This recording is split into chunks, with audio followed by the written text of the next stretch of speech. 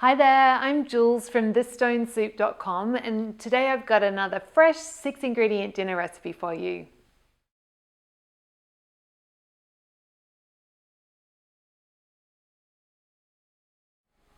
Great. So for our almond hummus, which is one of my favourite things at the moment, I've just got weighed out 100 grams, so 3.5 ounces of almond meal, and then the same amount of water. And then I'm just going to pop in some lemon juice. So I'm going to use 2 tablespoons. You can use more or less depending on how lemon you want it. This will kind of make it fresh, but not too lemon dominant. It'll be more creamy, a bit more like regular hummus, but of course you can play around. We'll call that 2. And then a couple of tablespoons of extra virgin olive oil.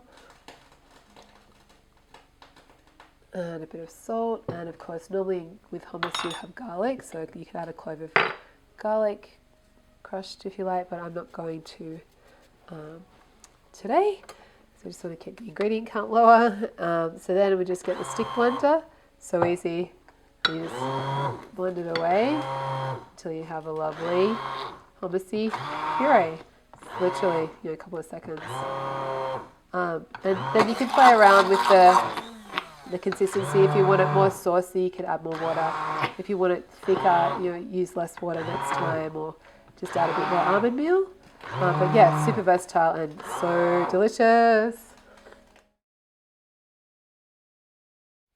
So if you enjoyed this, really encourage you to head on over to my blog. It's thesstonesoup.com and you can download a free ebook filled with beautiful, fresh 6-ingredient dinner recipes just like this one.